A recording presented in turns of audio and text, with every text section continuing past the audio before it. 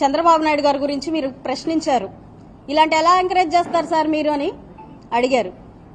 Encourage చేయరమ్మా Chandrababu Naidu గారు. ధర్నాలకి దొమ్మిలకి దిగమని, ఇష్టం వచ్చినట్టు మాట్లాడమని, పక్కన వాళ్ళని రెచ్చగొట్టి తమాషా చూడమని ఇలాంటి చంద్రబాబు నాయుడు గారు ఎప్పటికీ ఎంకరేజ్ చేయరు. నేను మిమ్మల్ని క్షమాపణ చెప్పండి అని అడగడానికి వచ్చాను అంతే. క్షమాపణ చెప్పిస్తాం, తప్పు చేశారు అని అధికారులు ఒప్పుకున్నారు, మీ స్వయంగా మీ నాన్నగారు ఒప్పుకున్నారు.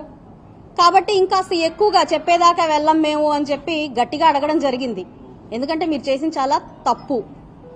ఒక పాపం చేసి దాన్ని కడుక్కునే ప్రయత్నంలో డైవర్షన్ పాలిటిక్స్ లో భాగంగా తప్పుల మీద తప్పులు చేస్తున్నారు. దాన్ని క్వశ్చన్ చేస్తే దాన్ని మళ్ళీ reverse me as per your game దాన్ని మొదలు పెడుతున్నారు. చంద్రబాబు నాయుడు మహిళా సాధికారత కోసం ముందుకు వెళ్లే ఒక వ్యక్తి. ఈ రాష్ట్రానికి ఒక అదృష్టం. మీరు నోట్ చేసి పెట్టుకోండి. మహిళల మీద లేకపోతే దౌర్జన్యాలకి దొమ్మిలకి ఆయన ఎప్పుడు ఎంకరేజ్ చేయరు. కాకపోతే మీరు ఇంకొకటి కూడా గుర్తుపెట్టుకోండి, పడి ఉన్నారు అందరూ. నేను పిలిస్తే రాలేదమ్మా, మీరు గుర్తుపెట్టుకోండి. కావాలంటే ఎంక్వైరీ చేసుకోండి. వాళ్ళందరూ నేను పిలిస్తే రాలేదు, రగిలిపోయి వచ్చారు. మీ నాన్నగారు మాట్లాడిన మాటల్ని చెవులారా విని గుండెల నిండా ఆవేశం పెంచుకొని వాళ్ళు వచ్చారు. నేను క్షమాపణ నాకు చెప్పి తీరాలి అని చెప్పి నేను డిమాండ్ చేశాను.